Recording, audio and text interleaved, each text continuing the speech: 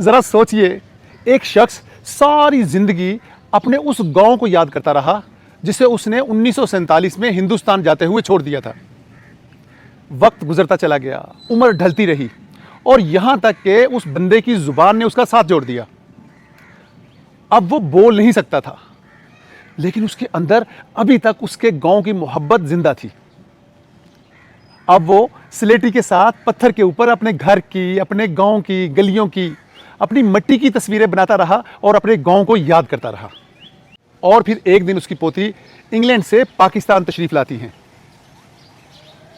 वो पाकिस्तान में सिर्फ अपने बुजुर्गों का गांव देखने के लिए नहीं आती, बल्कि उनके ताया जी ने उनसे एक ऐसी फरमाइश कर दी जिसको पूरा करने के लिए उस लड़की को हजारों मील का सफर करना पड़ा। ये कहानी जिला सियालकोट के एक गांव गंजियांवाला से शुरू होती है।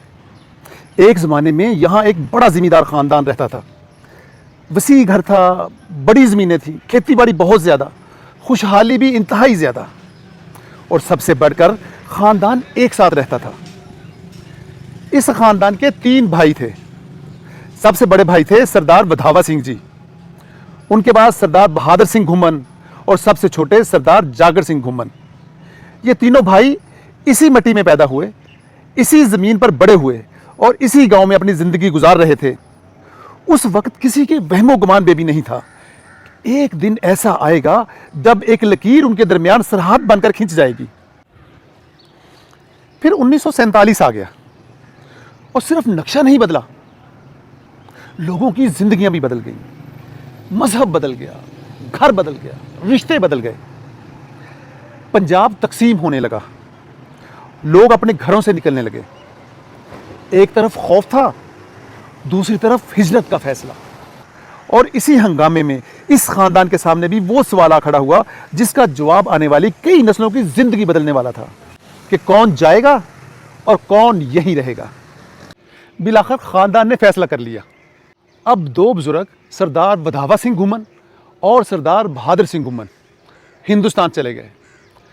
घर, गांव, जमीनें सब पीछे रह गया और सबसे छोटे भाई सरदार जागर सिंह घुमन ने फैसला किया कि मैं नहीं ते जाना हिंदुस्तान।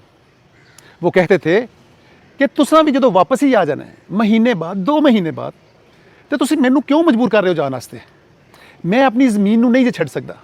वो कहते कि ज़मीन माँ हुंदी है, मैं अपनी माँ नू कल्लियां छड़ के नहीं जे जा सकदा, मैं इनू गैरां दे हवाले नहीं कर सकदा। इस वास्ते तुसीं जाना है तो जाओ। दोस्तों, इस तरह एक ख़ानदान 2 मुल्कों में तकसीम हो गया, 2 भाई हिंदुस्तान में और 1 भाई पाकिस्तान में। शुरू में राब्ता मुकम्मल तौर पर ख़त्म नहीं हुआ था। ख़त ख़ताबत होती रही, चिट्ठियाँ आती जाती रहीं, एक दूसरे का हाल अहवाल पूछा जाता रहा। लेकिन वक्त किसी के लिए नहीं रुकता। ये वक्त का सबसे बड़ा सबक है। बड़े बुजुर्ग एक एक करके दुनिया से रुखसत होते चले गए और उनके साथ साथ वो रिश्ता भी कमज़ोर होता गया जो ख़तों के ज़रिए ज़िंदा था। फिर एक वक्त ऐसा आया जब ख़त भी आना बंद हो गए, बातचीत ख़त्म हो गई और ख़ानदान के एक हिस्से को दूसरे हिस्से की सिर्फ यादें बाकी रह गईं। कई दहाइयों की खामोशी के बाद एक दिन फिर एक खबर आई और इस खबर ने उस ख़ानदान के पुराने रिश्तों को दोबारा ज़िंदा कर दिया। ख़ानदान के एक बुज़ुर्ग सरदार संतोख सिंह जी, जो सरदार वधावा सिंह घुमन के बेटे थे, वो पाकिस्तान ननकाना साहब आना चाहते थे। इस खबर का जब पाकिस्तान में ख़ानदान वालों को पता चला तो उनकी खुशी की इंतहा न रही। सोचिए, जिन लोगों ने अपने ख़ानदान के एक हिस्से को शायद सिर्फ नामों और पुरानी बातों में ही सुना था, वो कई दहाइयों के बाद एक दूसरे के सामने खड़े थे। मुलाकात हुई, बातें हुई। अभी ये बातें पूरी तरह ख़त्म भी नहीं हुई थी कि मुलाकात का वक्त ख़त्म हो गया और एक बार फिर वही मंज़र सामने था। एक तरफ पाकिस्तान और दूसरी तरफ हिंदुस्तान और दरमियान में जुदाई। सरदार संतोख सिंह वापस हिंदुस्तान चले गए और ख़ानदान फिर अपनी अपनी जगह बिखर गया। लेकिन इस मुख्तसर मुलाकात ने एक काम ज़रूर किया, उसने पुरानी यादों के नीचे दबी हुई एक ख्वाहिश को दोबारा ज़िंदा कर दिया। अपने आबाई गांव को अपनी आंखों से देखने की ख्वाहिश। और इसी ख्वाहिश की एक कड़ी बरसों बाद इंग्लैंड तक जा पहुंची। इसी ख़ानदान की एक बेटी किरण कौर घुमन जो इंग्लैंड में रहती हैं, वो अपनी यादों को ताज़ा करते हुए कहती हैं कि अभी मेरी उम्र सिर्फ 10 साल थी कि मेरे दादाजी सरदार वधावा सिंह जी और मेरे ताया जी, मेरे वालिद साहब अक्सर अपने गांव की बातें करते हैं, अपनी ज़मीनों की बातें करते हैं, अपने गांव की गलियों की बातें करते हैं, अपने भाई को याद करते और उस ज़िंदगी को याद करते जो 1947 के वक्त उनसे छीन ली गई थी। फिर वक्त गुजरता गया, वो बुजुर्ग बहुत बूढ़े हो गए, यहाँ तक कि बड़े दादा सरदार वधावा सिंह घुम्मन की ज़ुबान ने भी उनका साथ छोड़ दिया। अब वो बोल नहीं सकते थे, अब वो अपने गांव की बातें ज़ुबान से बयान नहीं कर सकते थे। लेकिन अजीब बात ये थी कि गांव उनके अंदर से कभी नहीं निकला। वो स्लेटी से पत्थर पर तस्वीरें बनाते और उन्हीं तस्वीरों के ज़रिए अपने गांव की यादें ताज़ा करते। किरण कौर घुम्मन जब इंग्लैंड से पाकिस्तान जाने का प्रोग्राम बना रही थी तो उनके ताया जी ने उनसे कहा कि बेटा मुझे भी अपने साथ ले चलो। लेकिन उस वक्त तक ताया जी की सेहत इंतहाई ख़राब थी, वो व्हील चेयर पे थे। लेकिन उन्होंने बेटी से कहा कि बेटी अगर तुम मुझे पाकिस्तान ले चलो तो मैं सारी ज़िंदगी तुम्हारा एहसानमंद रहूँगा। मैं अपना गांव देखना चाहता हूँ, मैं अपने भतीजों से, अपनी भतीजियों से मिलना चाहता हूँ, अपने गांव का वो डेरा देखना चाहता हूँ जहाँ मेरे बुज़ुर्ग खेती बाड़ी किया करते थे। किरण जानती थी कि ये सिर्फ एक ख्वाहिश नहीं, ये एक ऐसे इंसान की आखिरी आरज़ू थी जो अपनी ज़िंदगी का एक हिस्सा उस गांव में छोड़ आया था जहाँ से उसे 1947 में मजबूरन निकलना पड़ा। लेकिन जब ताया जी को मालूम हुआ कि वो खुद नहीं जा सकेंगे तो उन्होंने किरण से एक अजीब फरमाइश की, पुत्र तू जदों अपने पिंड जावेंगी साडे पिंड दे खूह ते एक पिपल दा पुराना दरख्त सी, ओदियां तस्वीरां खिंच के मैनू भेजी ते आंदियां होयां साडे पिंड दे खूह तो थोड़ी जी मिट्टी मेरे को लैके आई। मैं उस मिट्टी नू अपनियां अखां नाल लाना चाहना, अपने सीने नाल लाना चाहना। किरण ने वादा कर लिया और फिर वो दिन आ गया जब वो वादा पूरा करने के लिए गंजियां वाली सियालकोट पहुंची।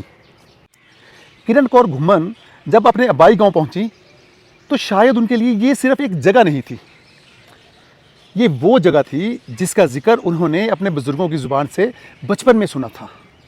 ये वो ज़मीन थी, ये वो धरती थी जिसे उनके दादा और वाले साहब याद करते करते दुनिया से चले गए।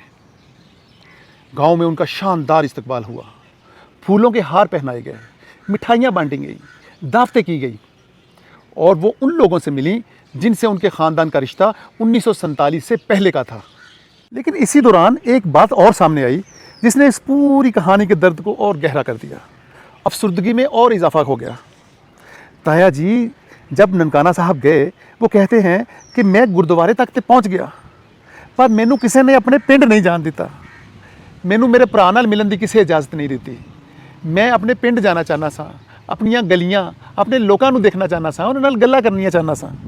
किरण ने उस दर्द को बयान करते हुए कहा कि विछोड़े का दर्द सिर्फ वो लोग ही जान सकते हैं ਜਿਹੜੇ अपने प्यारिਆਂ कोलों विछड़े होन। बाकी लोगों ਲਈ ਤੇ ਇਹ सिर्फ कहानियां ਹੁੰਦੀਆਂ ਨੇ, ਜ਼ੁਬਾਨ ਦਾ ਚਸਕਾ ਹੁੰਦਾ ਹੈ। असल तकलीफ, असल दुख ਤੇ ਉਹਨਾਂ लोगों के अंदर ਹੁੰਦਾ ਹੈ ਜਿਹੜੇ ਇਸ ਵਿਛੋੜੇ ਨੂੰ बर्दाश्त कर रहे ਹੁੰਦੇ ਨੇ। और शायद यही इस पूरी कहानी की सबसे बड़ी हकीकत है। 1947 के वाक़यात तारीख़ की किताबों में चंद सफ़हात पर होंगे, लेकिन जो लोग अपने प्यारों से बिछड़ गए उनकी कहानियों के लिए पूरे दफ्तर लिखे जा सकते हैं। किरण अपने ख़ानदान की उस शाख तक पहुंची जो 1947 में पाकिस्तान में रह गई थी, यानी सरदार जागर सिंह जी की औलाद। जागर सिंह घुम्मन ने बाद में इस्लाम कबूल कर लिया था और उनका नाम ग़ुलाम मोहम्मद हो गया था। किरण जब उनकी औलाद से मिली, और ये मुलाकात सिर्फ रिश्तेदारों की मुलाकात नहीं थी, ये दो ख़ानदानों की मुलाकात थी जो एक ही घर से निकले थे, मगर तारीख़ ने उन्हें दो मुख्तलिफ रास्तों पर डाल दिया था। किरण अपने चचा के बेटों से मिली, अपनी नई नस्ल के रिश्तेदारों से मिली। चेहरे नए थे लेकिन रिश्ता वही पुराना था। और फिर वो वक्त आया जिसके लिए ताया जी ने किरण से वादा लिया था। किरण अपने गांव के पुराने कुएं पर पहुंची। ये कुआं उसके ख़ानदान के डेरे के ऊपर था और इसी कुएं के किनारे वो पीपल का दरख्त था जिसकी तस्वीरें लेने के लिए ताया जी ने कहा था। किरण ने वीडियो कॉल करके अपने ताया जी को वो कुआं, वो डेरा, वो ज़मीनें और वो पीपल का दरख्त दिखाया। ताया जी ये सब चीज़ें देख के रोते रहे, खुश भी होते रहे, उदास भी होते रहे। और फिर किरण जब उस वादे को पूरा करने के लिए ज़मीन पर बैठी जो उसने अपने ताया जी से किया था कि मैं आपके लिए आपकी ज़मीनों से, आपके डेरे से मिट्टी लेके आऊँगी। जो ही उन्होंने थोड़ी सी मिट्टी उठा के अपने शॉपर में डाली तो उनकी आंखों से एक सैलाब बह निकला। लेकिन शायद ये सिर्फ गम के आंसू नहीं थे, ये 1947 से लेकर आज तक पूरे सफ़र के आंसू थे। उन्होंने कहा कि ए यो मिट्टी है जिथे मेरे बुजुर्ग खेतीबाड़ी करते सन, इस ज़मीन के उत्ते उन्हों के पैरों के निशान अज भी मैं अपन अंदर दियाँ अखां नाल वेख सकनी हाँ। इस ज़मीन की मिट्टी मेरे लिए किसी भी मुकद्दस मकाम तो ज़्यादा पवित्र है। सोचिए, किसी इंसान के लिए अपने गांव की एक मुट्ठी मिट्टी कितनी कीमती हो सकती है। दुनिया के किसी बड़े शहर की दौलत, किसी खूबसूरत इमारत की शान, किसी तारीखी मकाम की अजमत इस मुट्ठी मिट्टी के सामने शायद कुछ भी नहीं, क्योंकि इस मिट्टी में सिर्फ ज़मीन नहीं थी, उसके बुजुर्गों के कदमों के निशान थे। गांव में मुलाकात के दौरान किरण ने अपने चचा से एक सवाल भी किया। उन्होंने पंजाबी में पूछा कि चाचा जी, तुहाडा परिवार 1947 में हिंदुस्तान क्यों नहीं गया सी? चाचा ने जो जवाब दिया वो शायद इस पूरी कहानी का सबसे सादा लेकिन सबसे गहरा जवाब था।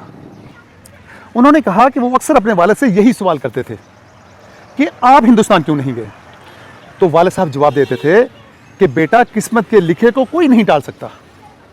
और फिर वो कहते थे कि उन्हें लगता था कि जो लोग जा रहे हैं वो वापस आ जाएंगे, इसलिए घर बार छोड़ने की ज़रूरत नहीं। लेकिन तारीख ने कुछ और फैसला कर रखा था, जो लोग गए वो फिर वापस ना आ सके, और जो रह गए उनके रिश्ते सरहद के दूसरी तरफ कैद हो गए। किरण कौर ने वापस जाते हुए एक ऐसी बात कही जिसने रूह को झंझोड़ के रख दिया। वो कहती हैं कि मेरा पिंड चो वापस जाना एडा सौखा काम नहीं सी। मैं वापस जांदिया होया पिछे मुड़ मुड़ के अपने लोगों नूं, अपनी ज़मीन नूं, अपने पिंड नूं, अपनी गलियां नूं वेखदी रही। जदों मैं कार दे विच बैठी ते मैनूं इंज लग रहा सी जिवें मेरा कलबूत गड्डी दे विच बह के जा रहा है ते मेरी रूह इत्थे ही किते रह गई है ते हुण वो सारी जिंदगी अपने पिंड दीयां गलियां दे विच भटकदी फिरेगी। वापस इंग्लैंड जाने से पहले किरण घुमन अपने दादाजी की कब्र पर गई, फातिहा पढ़ी और फिर वापस रवाना हो गई। दोस्तों, ये थी आज की कहानी। उम्मीद है आपको पसंद आई होगी। अगर आपको भी लगता है कि इंसानों के दरमियान मोहब्बत और रिश्ते सरहदों से बड़े होते हैं तो अपनी राय कमेंट में ज़रूर बताइएगा। अगर ये कहानी आपको पसंद आई है तो इसको लाइक कीजिए, इसको शेयर कीजिए, कमेंट्स कीजिए और अपने इस चैनल को सब्सक्राइब कीजिए, ताकि ये मोहब्बतों का सिलसिला आगे से आगे बढ़ता रहे और प्यार की ये कड़ियाँ आपस में जुड़ती रहें। इजाज़त दीजिए। खुदा हाफिज़।